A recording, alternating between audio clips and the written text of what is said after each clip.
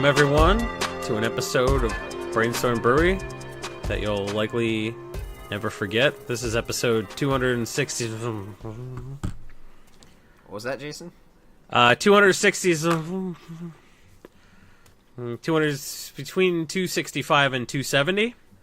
267. That is between 265 and 270, is it not? It is. That's where we're at.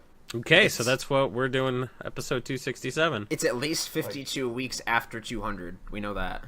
Woo! Listen here, kid. All right. Marcel sent me back on here to teach you a lesson. He Oh, will get this edited when he gets it edited. it's a blast from the past. We are joined by longtime no-see host Ryan Bouchard. Welcome back to the show, Bouchard. Also known as hashtag MTG Ryan, hashtag Sleepy Ryan, hashtag... Phyrexian Can't Walker. No one knows me as MTG Ryan. That would lasted. Like That was really funny. He has like 7 followers on that account. Do I still have followers? I haven't logged on that account since On like MTG Ryan. MTG RION.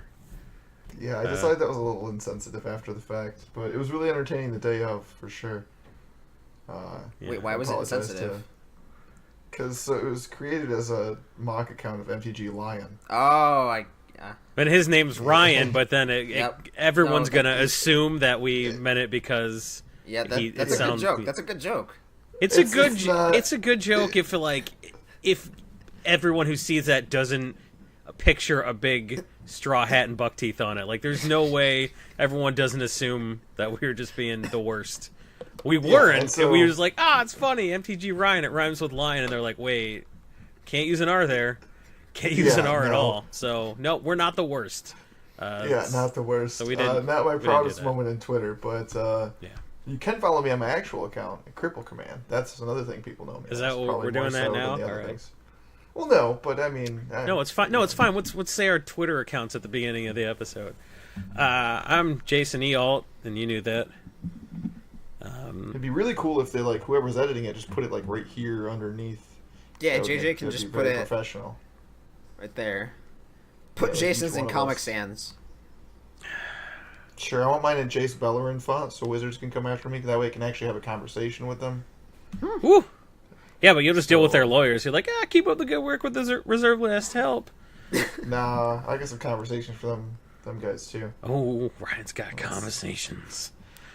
All right, I'm joined by my other, I guess, a little more permanent. Not as many episodes as Ryan, but more recently, our guest for the getting there. No, you're Did not. You say you're getting there? He's got like a 5-year lead on you. I don't think so, sir. You are never gonna get there. If this podcast is still around by the time you hit the count I was on, like I will be extremely impressed. We will be closing in on I'll be close to 35 by that point. I'm catching up on you faster in this race than I would in you in a foot race. Dude, you It doesn't can't. even make sense. You can't make fun of his handicap like that. Well, he can, but it doesn't even make sense. He just said he couldn't catch me on foot. It's just clearly not true. Well, he said he's catching up faster than he would on. No, that doesn't make sense. Yeah, it doesn't make sense. Are you saying that? Are you saying that he's a good match for you in a foot race? No, because we've seen some people at the LGS that Ryan has beaten in a foot race. Oh yeah. Yeah. I when I want to turn it up, I can. It looks real funny, but I can kind of move. Yeah. Keep that swagger rolling in the right direction. Just a lot of momentum. Better than Corbin against a light pole. Hey, look, he redeems himself. Look, we're referencing things from a pre-episode. And like most of you probably didn't listen. You probably didn't know that. Everybody's seen that video. We post that video at least 3 or 4 times. Well, we're gonna have to post it again now. So if you haven't seen the Corbin versus a light pole video, you're about to.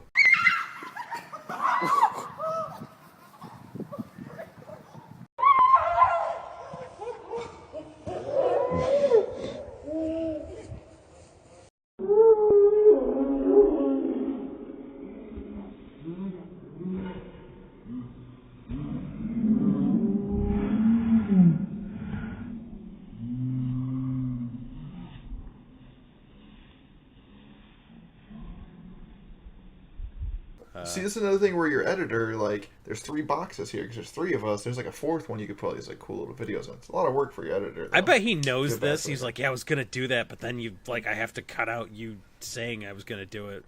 Why do you constantly reference me? So I apologize. I feel bad. I haven't been on now. Here I'm giving directions.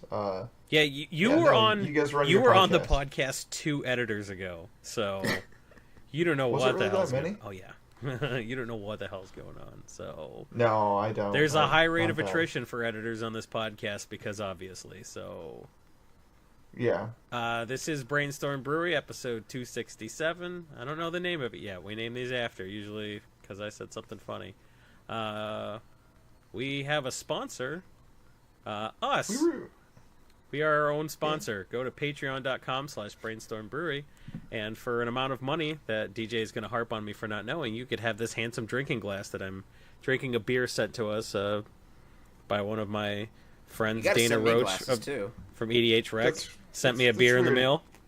I've got this clear glass with gin and tonic in it, and it does not say Brainstorm Brewery on it because nobody sent me these glasses. I will send you guys glasses as soon as I send our patrons glasses, which is going to take a while. Because I don't want to. I ordered the box. You can see in the background, I ordered the boxes that they go in to keep them from getting destroyed. You can see the red box that I have keep the bubble wrap in. I'm very prepared to send them out. I'm just can't make myself want to do any of that. So some people are like, I'm in a $20 patron for 96 seconds. Where are my glasses at? I've got playmats shipping. You're gonna wait a minute. Come on, Jason. Hey, you know what? If you get your mat and tokens before you get your glasses, you know what happened. Yeah, because I'm way more prepared than you are. No, they're going to be like at $20 and never get glasses, and then they'll drop down to 10 like 3 months later. And I'll tell DJ, like, I knew they were going to drop back down. That's why I didn't send them glasses. I got all these playmats wrapped and ready to go. There's playmats in here. DJ, this is further proof that you've not been on this podcast anywhere near as long as the rest of us. You're way too gung-ho about this. We gotta... Okay, so I mean, I send this stuff out every month, and we have an email to read later that points out that none of us know how long a month is, so we'll be reading that when we do our emails. I'm playing Pokemon. I am the least gung-ho right now. I'm trying to catch a Flabébé. Why don't you catch a... You could be kicked off this podcast at any minute. What are you doing? Why don't you throw a fucking master ball at some professionalism? How about that? That's right. I was out playing Pokemon Go earlier. How about you wrangle a bunch of shits and give them a bunch of rare candies and get them all together? You're using a lot of good Pokemon terms for not playing Pokemon. Yeah, for real. I know all the... I'm on a Scyther mission now because I caught a 100% IV Scyther the other day, and now I need to get that candy going. A Scyther mission? Yeah, like there's an area around us that has like Scythers pop up on a semi-regular basis. Now we've been going there like every day. That sounds really cool.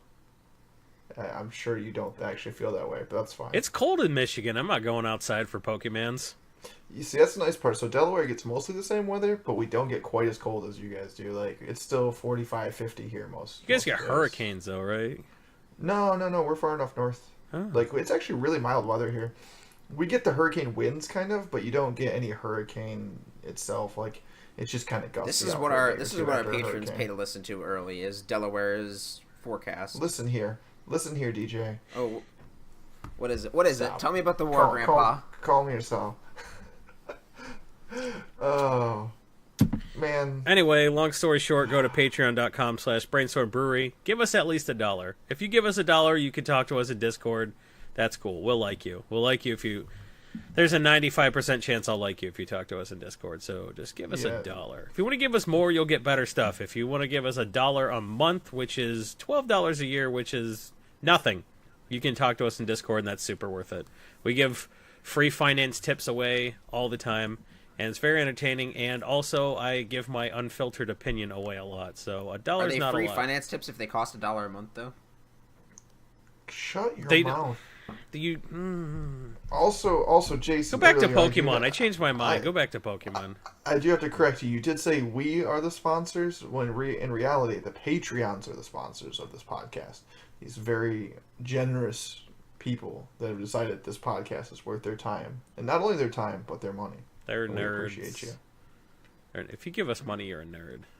I'm not even on this cast, and I'm trying to be more professional. And if you don't give us money, you're the worst. If you're listening to this podcast for free, you sponge. So to review, you're either a nerd or a sponge, and which one would you rather be? I think I know the answer. You want to be a nerd, and you want to hear what I really think about stuff in the Discord, which you can access for just $1. Go to patreon.com/Brainstorm Brewery, and hopefully in a few weeks we will be pitching that Squatty Potty. Because again, don't buy a Squatty Potty until I tell you to. But very soon, maybe they'll be paying me to tell you to buy a Squatty Potty. I figured out what those were. Not only have I seen the Facebook ads after listening to the podcast, because that's how the internet works, but my next door's neighbors had one on their downstairs bathroom, and I never really figured out what it was. I was like, that's really Why do you know that? Like, they don't have kids over here. Because he poops in their house. Yeah, because I hang out with my neighbors. Don't let Ryan poop in your... He pooped in my basement at my last house, and I had to clean the toilet bowl with lighter fluid. Don't let Ryan poop in your house. Listen here, it was no Golden Corral, okay? I don't... Oh, man.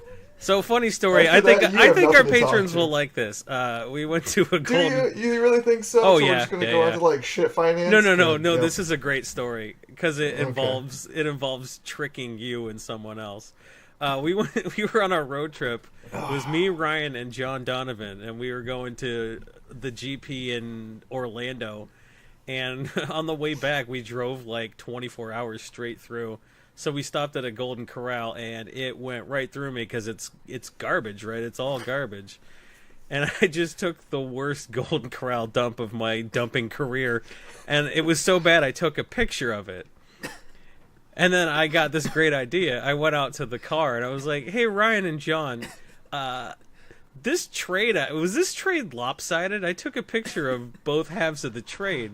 Did I come out on top? I want to know if I came out on top." And I showed them both the picture of the dump, and they were so disappointed in themselves for believing me. And so it became I would always text Ryan pictures of my dumps. For like, and then I reciprocated. Yeah, he would send them back too. We spent many years. Actually, I really miss that feature about old phones. It used to be you had to download a photo in order to actually get it from someone. So there'd be like What's the smart? So it's like, oh, I have a 3 kilobyte file from Jason. And it was been long enough that he forgot that I do that. He's like, this is probably fine. Yeah, no, we would get each other every once in a while, but then also we got to a point where you just didn't open attachments from the other person because you were pretty sure what that was. I sent him a file for the podcast. You're like, "Yep, no way I'm opening that." I'm like, "No, it's for the podcast." You're like, "Dude, I need you to read the script from earlier," and I'm like, "Nah, I'm not falling for that again." But yeah, no, that was like 5 years, 6 years ago now. A while. Yeah, probably 5. That GP Orlando. Yeah, that was when like Delver was in standard. Yeah, so 5 years ago. Maybe 4 at the soonest. No, it's gotta be at least 5. That's crazy. Time flies when you're sending people pictures of your poop. So that's why I missed Ryan on this cast, because we got up to some shenanigans. You can't get up to any shenanigans when you hang out with Corbin. It's always like, we're gonna go somewhere terrible for dinner and then sit at my house quietly. So that's fair. Yeah, I was pretty terrible influence. I'd come and hang out with you and bring terrible things, and your wife would have to listen to us be goofy and play Borderlands all night. Yeah, that's true. Ryan and I got blackout drunk and watched the presidential debates. What year was that? Would that have to have been like 2012, right? Yeah. Or 2012. We got because you were in your place in Kalamazoo. Yeah, so. we got super blackout drunk, and it was like, did he just say binder full of women? That was a good night. So yeah, I was wasted that night. I was getting into it with people on Twitter. It was a good night. So I lost followers that night for sure. So Drunk Ryan cannot tweet. So yeah, we've missed Ryan on the cast, and I've missed having Ryan since he moved half the country away. So it's good to have him back, and it's good to talk about some MTG finance. We have some emails. Let's read this first email, because this sort of relates to the Patreon. So it's going to be a smooth transition out of my pitch into the meat of this episode, which is Mailbag. All right. Is this the episode about Corbin's... Yeah. Okay, just don't preface it anymore. What's that? Do you do emails before you do Breaking Bulk? I thought Breaking Bulk was the first. We're gonna break it up with Breaking Bulk because Corbin's just like, I made a sheet, which is like he changed the number at the top of the spreadsheet from last week. So so nothing's changed. We're not even following that. I'm driving the bus and I'm drinking, so like this is going to gradually go off the rails. But it's not on rails. It's a bus. What kind of bus is on rails? Nice. I'm driving the train. This is gonna be a good time. Yeah, I'm driving the train, so the train's gonna go off the rails eventually. But for now, Yum a dum. Thanks, Dana, for sending me that delicious beer. Dear DJ, I paid $10 to Patreon this month, but updated my pledge level to $1 for next month because I'm having a kid. I don't understand how those are related. Anyway, apparently, according to Corbin's announcement in Discord, Corbin removed my access to the spreadsheet in the middle of the month. I'm sure it's a hassle to restore my access for 15 days, and I'm sure that Corbin's hands are soaked in B-dub sauce. He will make you do the dirty work. Instead of putting more on your plate, can you and Jason please explain, hopefully on the podcast, I would like something for my $10, to Corbin that the rest of the world outside Oklahoma divides years into months as opposed to measuring time in tractor pulls, hoedowns, and gun shows. Corbin might understand that a month is equivalent to the frequency at which Oklahomans bathe. This thus might help explain monthly billing and why you should update the spreadsheet at the end of one month and the beginning of another. That way, if anyone changes their tier after they were billed for the month, they won't have to send emails mocking Corbin, although thus has been fun. He said thus instead of this 100% of the time. This guy typed this real drink. He's got real big sausage fingers, or he typed whatever. It's been fun making fun of him too. Alabama looks down on Oklahoma even, so you can't get 100% right. But oh goodness, does it say where this guy's from? Maybe thus is a regional thing. I mean, could be. If he's paying us $10 a month, we do have his address. Look up his address. Is it British? No, he's not British. All kidding aside, you never know. Thanks for the podcast and all the hard work. Regards, Brian. Sent from the newly renovated outhouses in the Oklahoma Capitol building. It's called Oklahoma City because most residents of the state can't remember a capital with a different name than the state. Well, their state vegetable is the watermelon, so I'm gonna say that's probably pretty accurate. Okay, so, and before Corbin gets a chance to defend himself, which he won't because he's not here, and he's not going to listen to this episode either. Exactly. Yeah, but, have you learned nothing? Backstory: I asked Corbin to clean the spreadsheet out and remove anybody who hadn't resubbed from the Patreon. So to make sure that all of our $10 and up subscribers were getting the most value and that there weren't any people leeching from the spreadsheet, I asked Corbin at the start of this month to go remove people's access and make sure that everybody who had the spreadsheet was supposed to. And then he said, yeah, I'll do it. And then 2 weeks later, I reminded him and said, did you do that? Yeah, that's true. I saw the text message. He's like, oh, yeah, I'm going to do that. And then he got to it a week ago in the middle of the month, and that is what resulted in our Patreon subscribers sending us an email berating Corbin. So it was Corbin's fault on multiple levels. I didn't have to do any work, and we made fun of Corbin, so it was a great day for me. I had nothing to do. I also believe this gentleman deserves a free month of that spreadsheet. A, for the inconvenience of losing his 15 days, and also because that was a good burn on Corbin. 100%. Well, if we do that, we will forget to take him off indefinitely, so there's a possibility that we're so inept that he gets free spreadsheet access forever. Hooray! For $10 a month, subscribe to patreon.com/Brainstorm Brewery. You can have access to the spreadsheet where we instantly update our picks of the week and Breaking Bulk. As we record the podcast, you will get them days and days before the podcast comes out. And then, halfway through the month, we will revoke your access. We're just so inept. We need a person. We need to just hey, can you handle all the Patreon stuff? And they sent out the glasses. That was DJ. What else does he do? That's a good question. I'm the new talent. So that's not how this works. No, the talent still exists. I haven't died.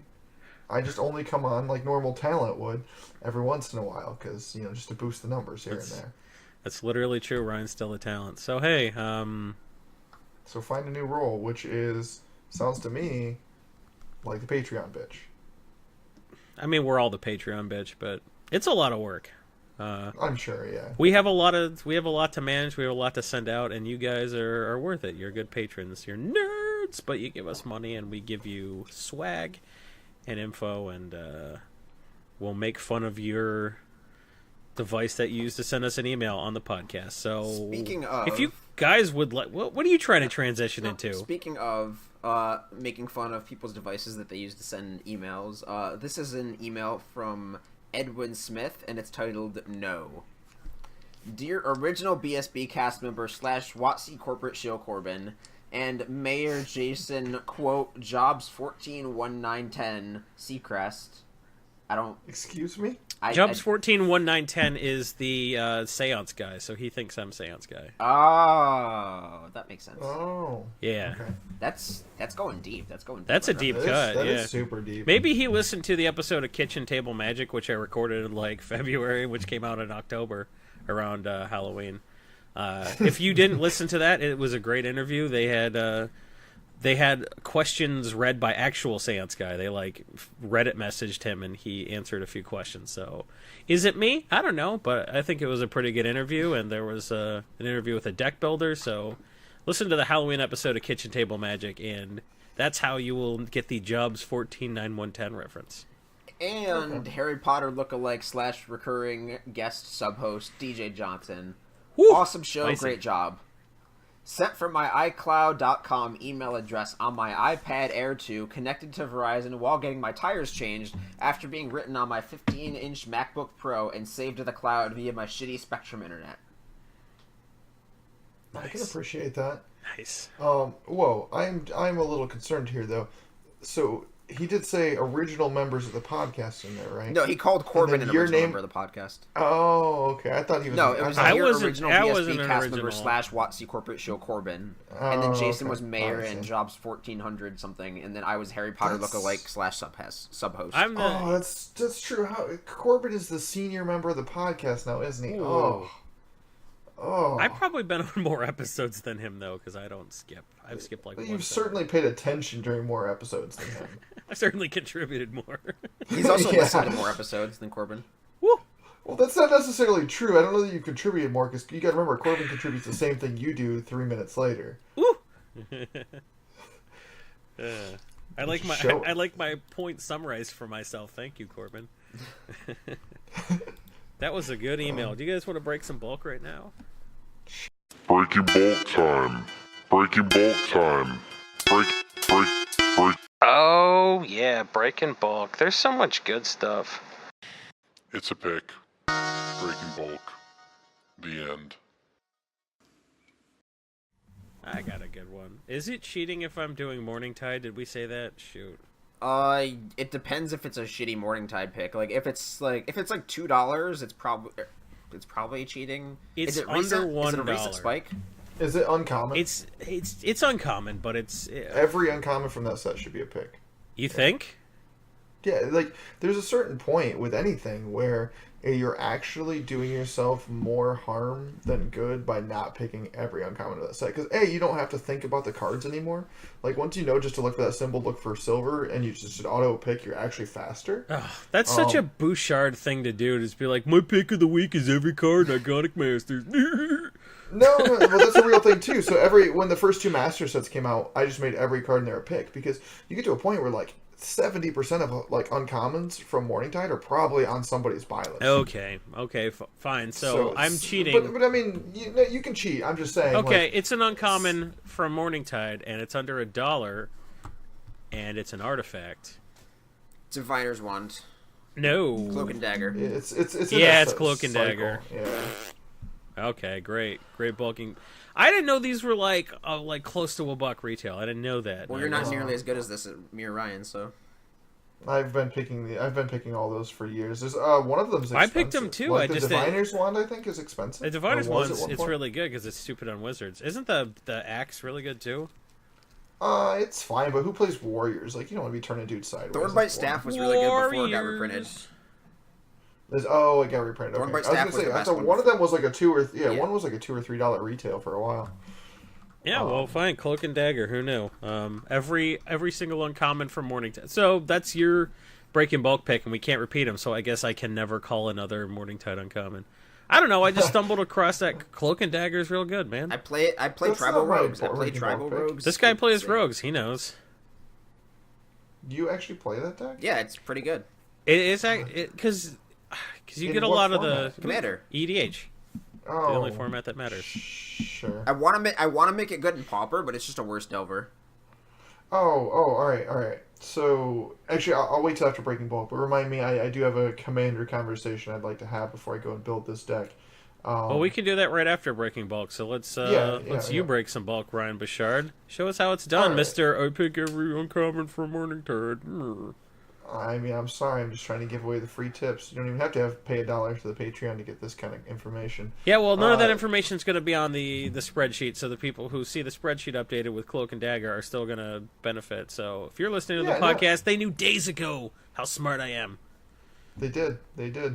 So my pick of the week this week is going to be Typhoid Rats. Really, you could expand it to almost any 1/1 Death Touch for 1.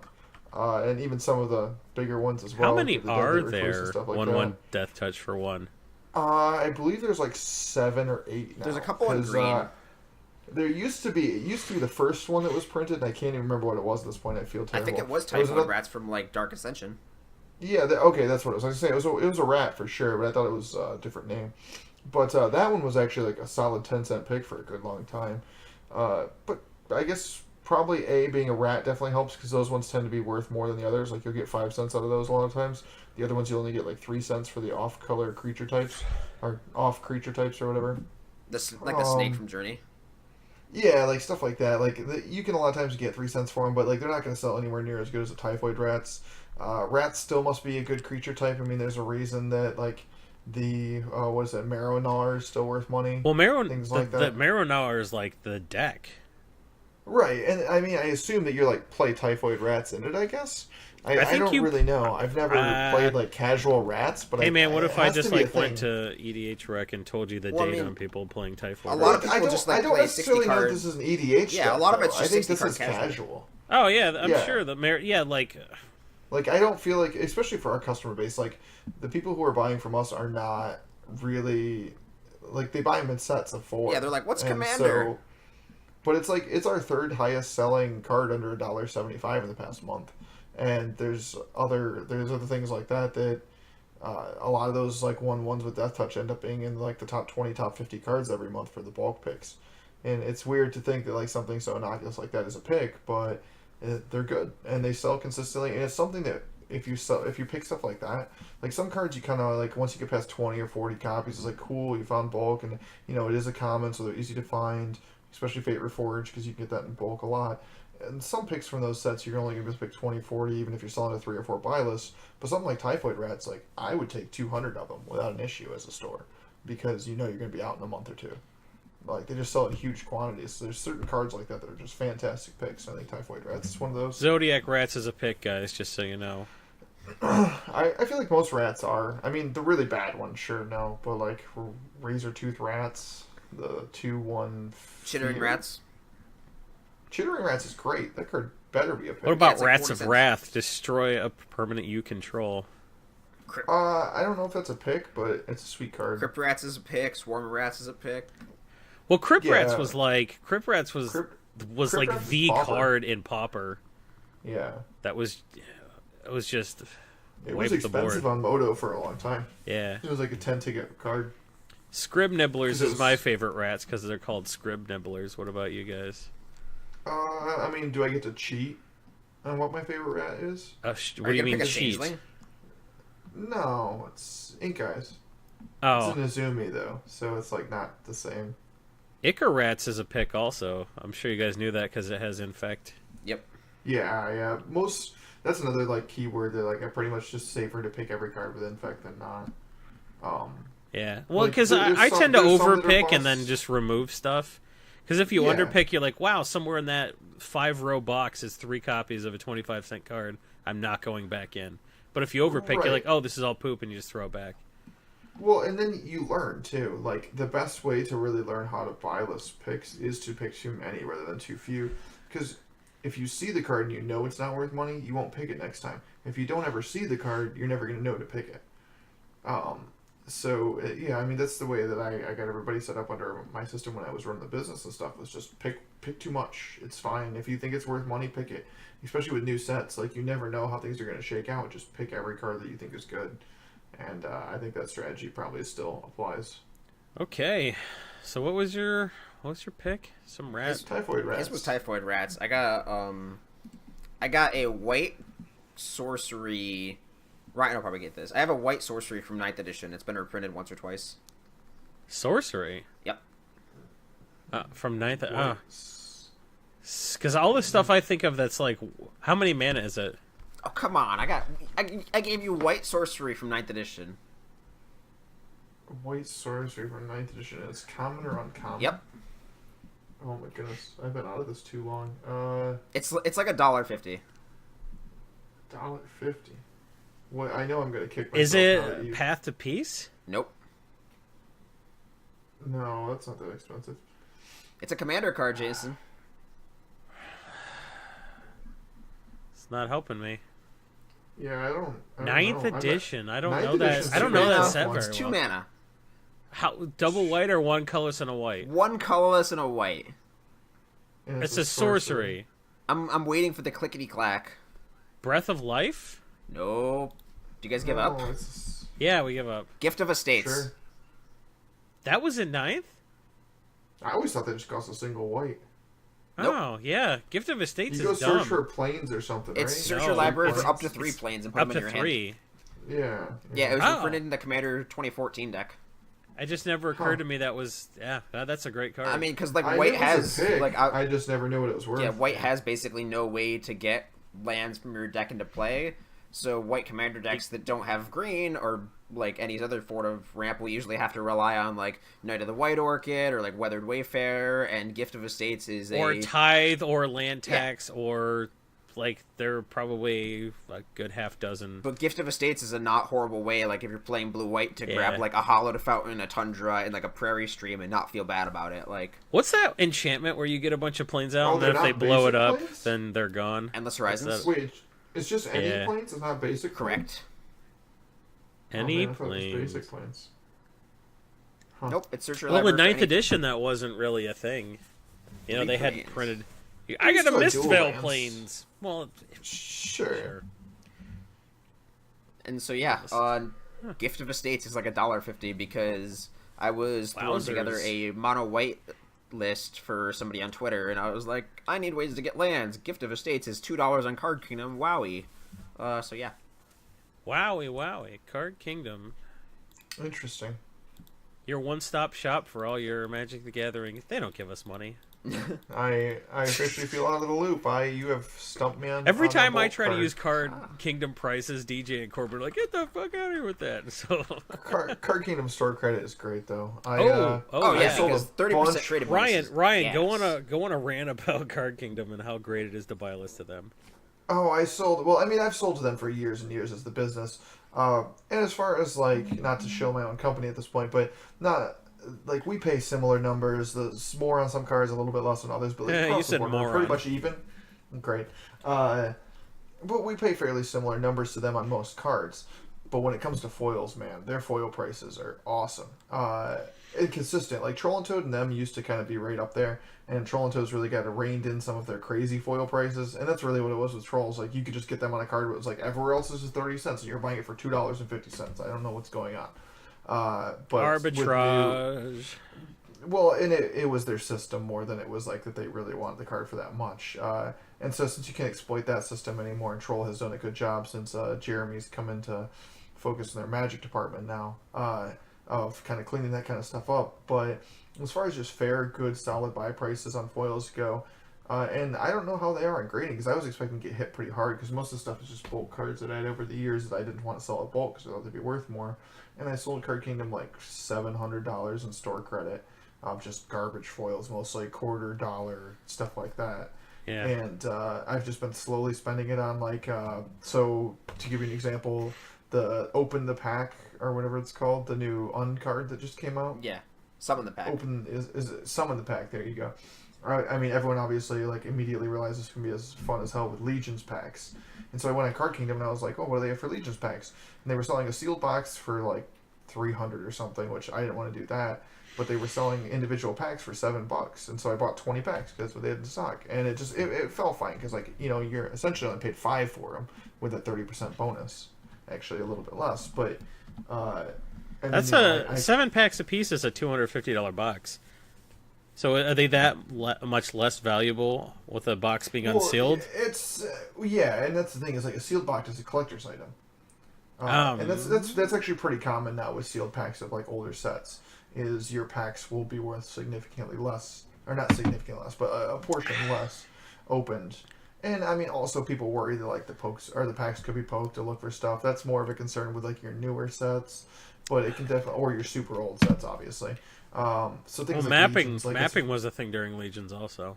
Sure, and that's fine. I mean, honestly, it doesn't really matter to me. I bought these strictly to use with that because I'm that card has inspired me to build a cube. Yeah, because if you map the packs, you definitely just don't phage yourself. You're like, yeah. I map these packs just so I don't put a phage out with some in the pack. That's some competitive unset battling.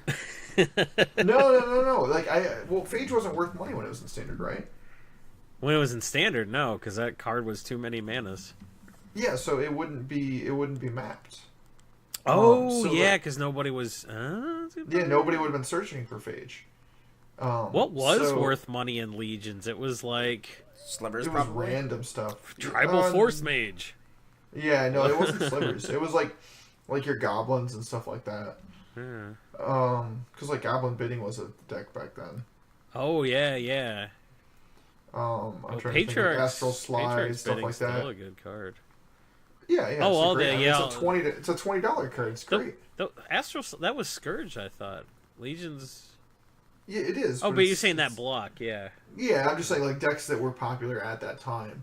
Like I played Slide almost exclusively through that period, so I wasn't necessarily familiar with everything. You played Slide in like 2009.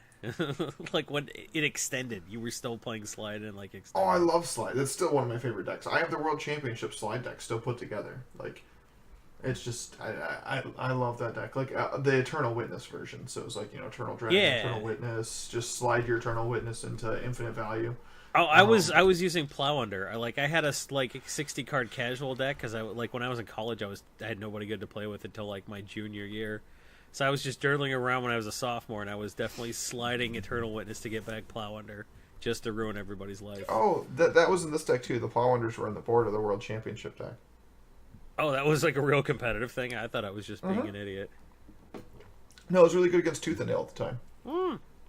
That's a good point. I played Cartographer in my version, so... Yeah, no, Cartographer was not a card. No, it wasn't. Dragon. Yeah, Eternal Dragon was your like cycler, and went and found you a planes, which was really nice. That was I really love me some Slide. Where did we start? Bought those packs from Card Kingdom. Sorry, backing it all the way back to the beginning here. Bought those packs from Card Kingdom. Felt great about it because I just turned like random foils into cards I actually wanted. And I still have like $400 in credit just sitting there waiting for stuff. My newest possible purchase, they have Jace's on there for $65. And I know I'm going to get called crazy. Vryn's Prodigy or Mind Sculptors? Sculptors. I'm just kidding. Sorry. Yeah, no, it's fine. So they have World Wake ones for the same price as the other ones, which is not normally. As the World Wake ones are a little more. FTV 20? The FTV 20 and the Eternal Masters, they're all the same price for them. So $65 for a World Wake one seemed like a pretty good deal. I figured that I'm actually only paying like $48 or $47 for them, something like that. Which is almost our buy list. We were paying $45 on them. So what when you mean it's a $65 card, but you're paying $48? What you're referring to is the fact that there is a trade-in bonus. So if you send them a bunch of poop, and then instead of taking cash, you're like, I would like trade credit. They give you a what, 20, 25%? 30%. Whoa. 30%. It's 30%. 30%. Yeah. Yep. I knew that. I'm doing is I'm playing devil's advocate and like pretending I'm setting you guys up to answer questions. You guys are like, you're an idiot. So I'm not going to do that anymore. I no, exactly. No, you know Card Kingdom's trade-in bonus, but you don't know our Patreon rewards. You know what? I give a shit about. One of those is important. One of those I use every day, and one of those is your job. So clearly not. He's not doing a good job with it. No, he's not. He's letting Corbin handle stuff, and Corbin's kicking people up. Hey man, I told you I'd read the email on the podcast, and I did it. And my obligation to you is finished. If they take care of you, restore your access, great. If not, you're a nerd anyway. Go have your kid. Oh, look at me. I got a girl pregnant. That's how you sound, man. because not everyone else in this podcast has done that. DJ is a kid. He doesn't have a kid. I was thinking about that earlier. I was like, oh man, everyone but me still has, like the whole kid thing going on. And it heralded back to when Marcel was saying it was a baby-making podcast. And it hit me all at once that, like, when he cursed all of you guys. Right about the time he started saying that is when I think, like, all your wives got pregnant. That's true. My kid looks nothing like Marcel, though, thankfully. Yeah, that's lucky. I'm a little surprised that, like, all the kids didn't come out looking like Marcel. My wife didn't even bang him. She just heard his voice on the podcast and got pregnant. Yeah, instantly impregnated. Yeah, that would make sense. Hey, this is Marcel, and now your girl's pregnant. Don't be mad. So anyway, I was, as I was saying with Jace, I know this is not going to be a popular opinion, and I've heard people say this for years, and I've always argued with them about how powerful this card is in Modern. You just can't unban it, but I think we're getting Jace unbanned this time. Ooh. I think this is finally it. I'll make the call. But I've never said it before. Dude, people on Reddit are always like, dude, fucking Bitter Blossom's getting unbanned, and everyone's like, you're an idiot. And then it does. They're like, see, I'm a genius. And they ignore all the other times they were wrong. You are betting money. And this guy's betting his trade-in credit that he got from giving Poop Foil. So that could have been found money. He is betting his found money. So anybody can go online and say what they want. Like, I knew Golgari Grave Troll was getting unbanned. Yeah, how many copies did you buy? 0. But this guy is putting his money where his mouth is. So you know what? Instead of saying, oh, Stoneforge Mystics getting unbanned, go buy 100 copies. Now, Stoneforge is too powerful for the format. So here's my reasoning. First off, Wizards is really trying to promote their arena game. I know it sounds like a really goofy tangent, but they really need to push Jace. Like that's their primary focus. I know they're pushing away from the Gatewatch as far as the storyline goes, but building they have a Jace arena. They have a Jace though. They do. They have Castaway Jace. No. They have Vryn's Prodigy. They do. They have Vryn's Prodigy. That's great. They have a ton of Jaces. But what's better for your game when you're releasing arena than everyone in Modern, everything else talking about hyping up Jace. Jace is showing up everywhere, every conversation, every message board. Suddenly blown up with Jace, because if you unban it, that's all people are going to talk about. Even if he's not great in the format, which frankly, he'll be playable, but I don't think he's all that busted. I don't know how good he would be. I don't think... That's the thing, is he will be played. He is a good card. Blue White Control will absolutely play him. There are decks that he will slot into nicely. He might not be a 4 of. He might only be a 2 of in certain decks. The format is not super friendly to a Jace. Does Blue-White Control materialize because Modern Control's already a thing? It's a thing already. It's just not. It's not tier 1. That's actually what I play in Modern right now, in anticipation for Jace possibly getting unbanned. But the tools are there. The problem is you're kind of relying on disrupting Shoal because you don't have a Force of Will to really be able to protect your Jace the turn after you cast it. That's less than ideal. But how are they killing it? A lightning bolt kills that card. You just Fate Seal. Well, and sure, if you know that that's coming, but you also can't always afford to do that. Sometimes Jace Fate Seal, your opponent's already ahead on board, doesn't do anything. Sometimes you have to go Jace bounce a creature to stabilize, and then they go bolt. In which case, Jace seems like he would be pretty fair in Modern. I don't think it's. You may be talking me into this. I was gonna laugh at you earlier, but so what do you think about the price argument where unban Jace, it goes to 200? Wizards doesn't want that. It's in 25th Masters, doesn't matter, and it's a perfect way to hype up your set again, where they might not have them. So you think they're gonna do the unban announcement right and simultaneously with the first announcement for 25th Masters saying that Jace is in there? That's some tinfoil hat shit right there. I like it, man. That's spicy. Ryan with the spicy my calls. calls are, man. I don't make a ton of them, but you're like, I read some lore, and Eldrazi are gonna be back, and we're like, yeah, whatever, idiot. The signs are all there. I think Jace is. I think it's good for promoting your product. I think it's good for promoting your brand, and I think it's healthy for Modern. I think it really pushes the focus on control. It would be that bad. I think it really pushes a focus on control in Modern, which is necessary because control is one of the few things that can shut down these storm decks and all these decks that are really degenerate right now. And if they want to swing things back to a place where Jund is good again, and all these mid-range decks are good again, and not just Death Shadow and Storm. I think they really want to like focus on more of a control base and make control a little bit better. I am playing devil's advocate here a little bit, but it does feel really bad if everything goes the way you say it does, and then it does end up being too powerful, and they are forced to reban it immediately after everybody drops like 2K on cases of. It's no, not, though. no, it's they not would. Too powerful. They would probably try to print. That would feel bad too. Try to print an answer. They did. It's called Lightning Bolt. No, isn't there a thing that's like destroy a Jace Planeswalker or something like that? No, it's counter a spell and if a blue spell, and if it's Jace, they like use Scry 2 or something like that. It's like 1 in blue. Well, Jace's Scrutiny? No, that's Jace's the Defeat. One. That's Jace's the Defeat. -4, -0 to get a clue token. Yeah, but games say it's not good enough in Modern though. No, and I mean, again, I don't. People are winning on turn 3 with Storm. That's where I'm at with the Jace argument. Like, yeah. and Jace is one of the few cards that you can unban right now, and it doesn't make an existing deck that much more oppressive. So like you can unban, and one of the other things that could possibly happen is that they unban Jace at the same time they unban Bloodbraid Elf. Not to say Bloodbraid Elf necessarily needs the unban, but that also kind of ensures that like Bloodbraid Elf was the enemy of Jace in Standard. That was what kept that card from really being pushed over the top. And we should say, if you unban Bloodbraid Elf, it'll allow people to play Boom Bust Naya because people get really mad. No, it won't. It doesn't work anymore. We said that on the podcast, and then like we forgot about that rules update. So I just want to keep saying every episode because I know there's some nerd in his basement just like crushing a beer bottle in his fist, like, "Oh no, you can't Boom Bust." I used to get embarrassed when I said dumb shit, but like now when I say dumb shit, I know that some nerd is mad. It's like, this guy gets to be on a podcast and he doesn't even know about. Like, I hope some dude is just. I hope he swerved his car off the road listening to this podcast because he's so mad that on 2 separate episodes I said you could Bloodbraid into Boom. And why not? My response to those people why not is just like, errata Boom Bust to be like, this is okay to cascade into because it's stupid Boom Bust. Who cares? Yeah.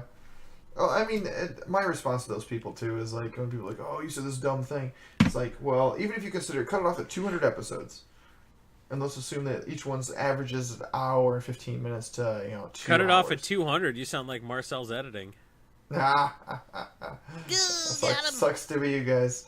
But, like, you're just, right there, you're looking at 300 hours of audio, and that's not including the stuff that we cut out.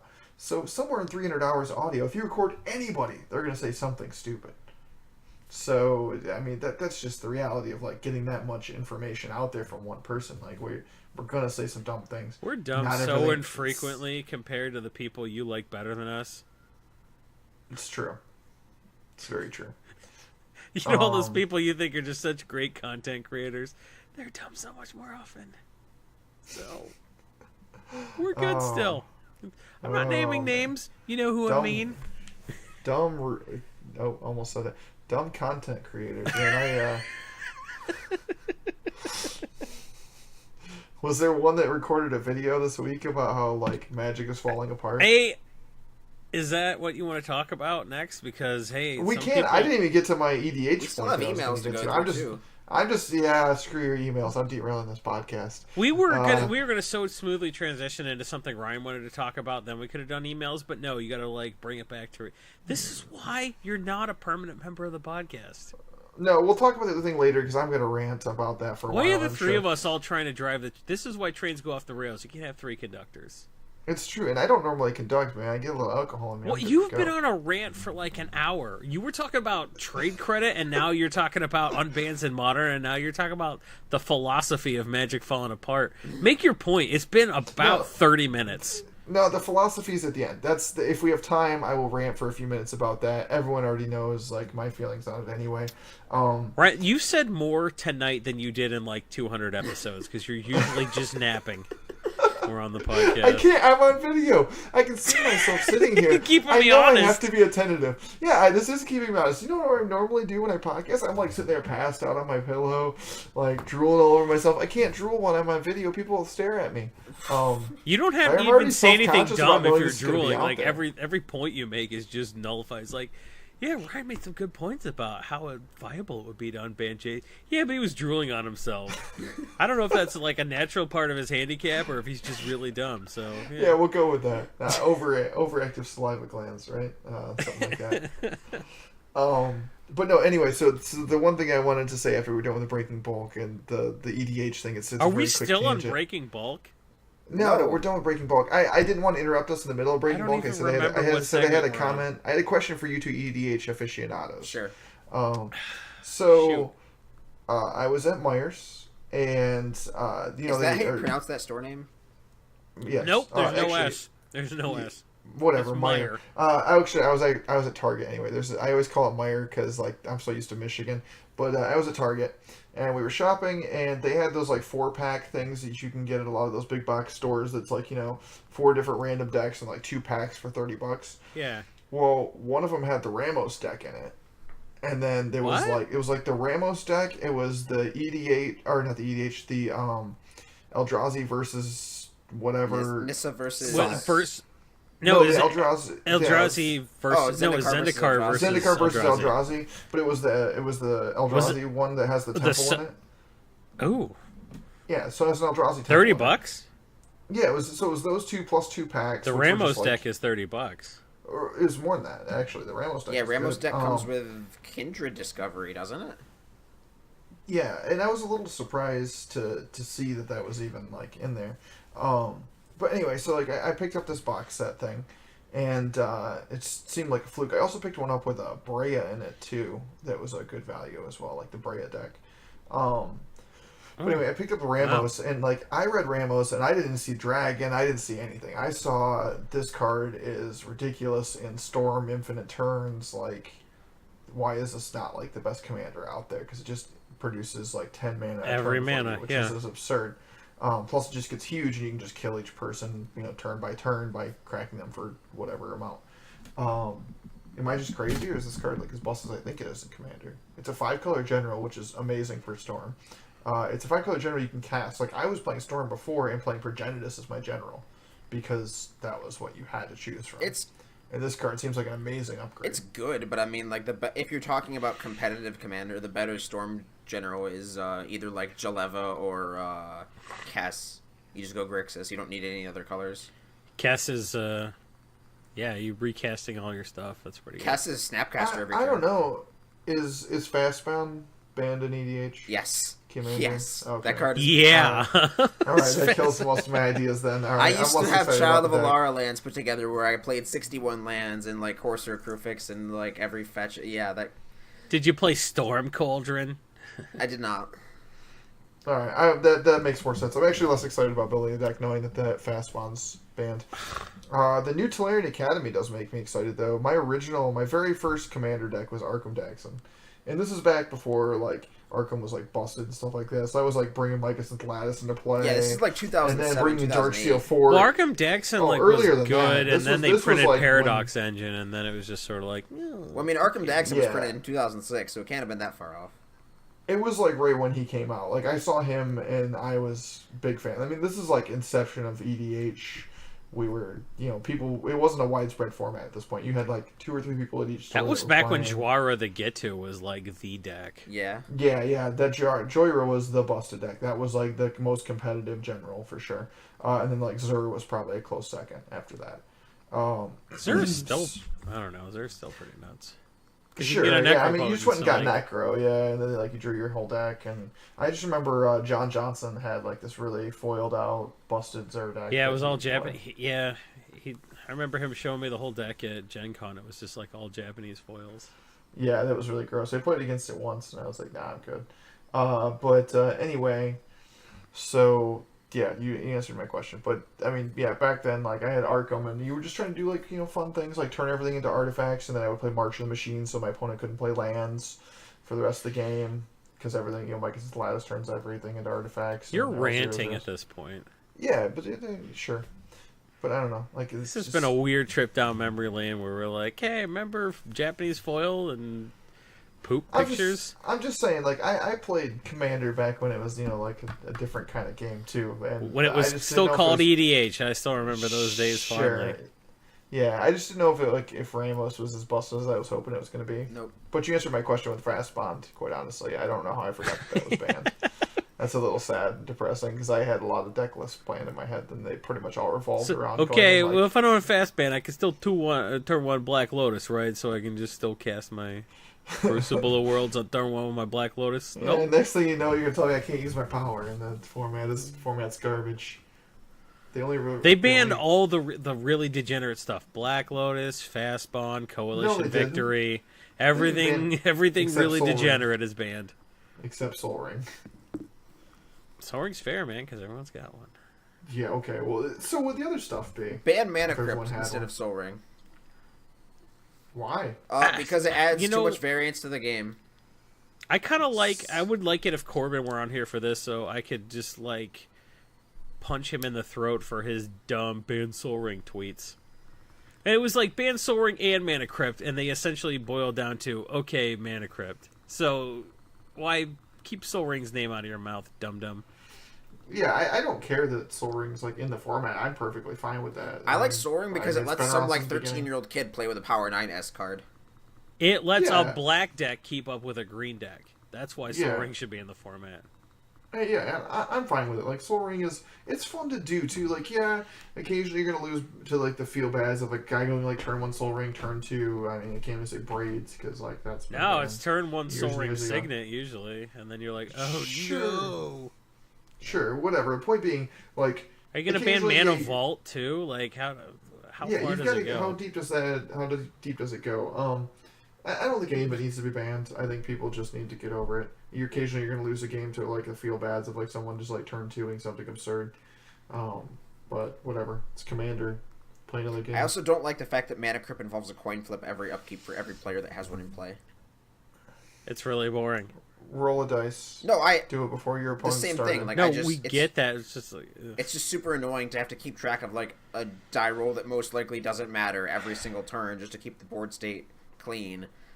It's a 4-life format, so the 3-life doesn't really matter, but it's annoying to have to do it every single turn for every player. Sure. True that. I mean, I guess. Do you think that's annoying to keep track of? Try having a 2-year-old. Pass. Hard pass. Because she got into my magical cards, and let me tell you. Oh, yeah? How'd that go for you? Well, some of them were rolled into a tube. I don't know if they were in her butt. I'm just saying they were rolled into a tube. I don't know how she rolled a card into a tube. It was a basic land, but it was a basic land that's on a buy list for a quarter. So, thanks for that, kiddo. I was hoping you were going to say it was it's a basic land, but it was a guru. Well, it's a guru now. It's just been in a butthole. Excuse me? You heard me. All right. Those two connect. This podcast, we've got back to emails. 10 minutes left, and we've got 20 segments. Oh, are we cycling back to emails now?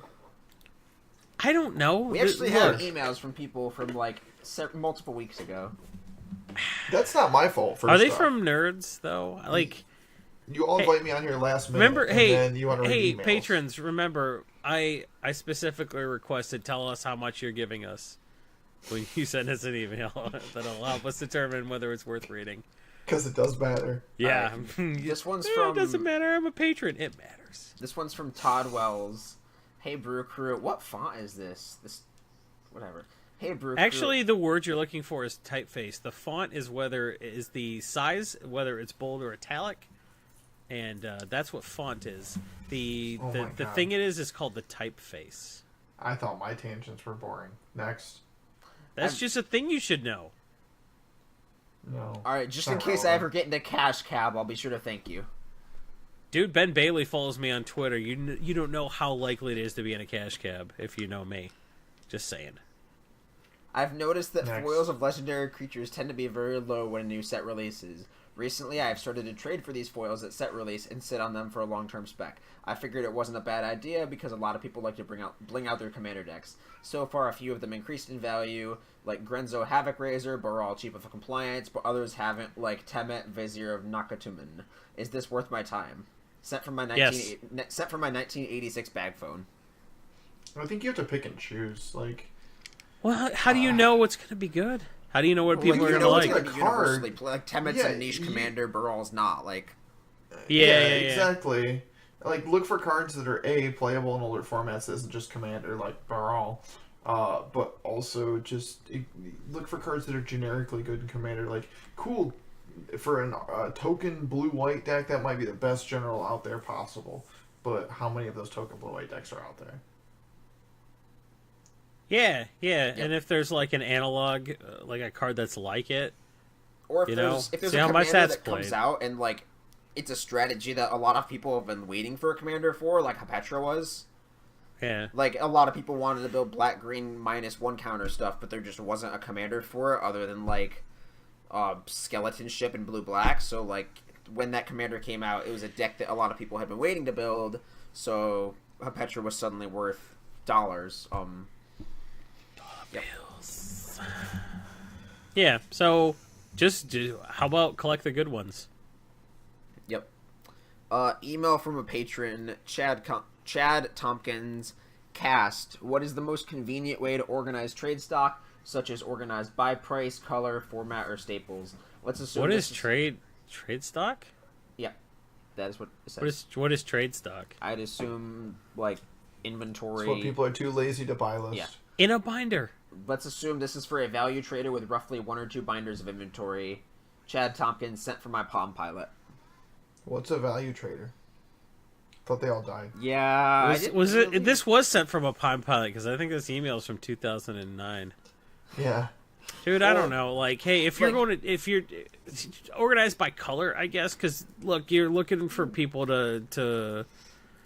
I mean, to find the stuff they're looking for, right? Like, you can't organize it by value. Trader might be different than the rest of ours. Like we see the term value trader as like somebody who sits at a GP table for 8 hours a day.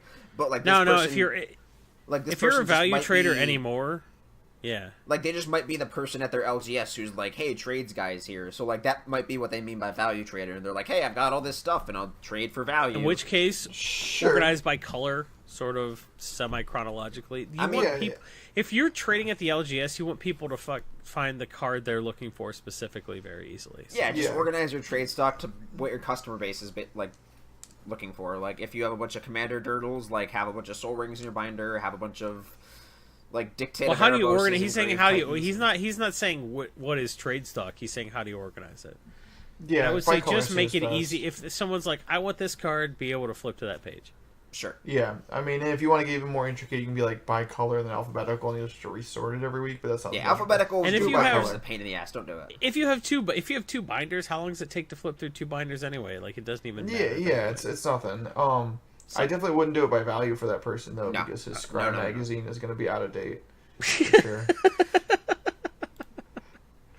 That's true, man. Oh, like that store in fucking Florida.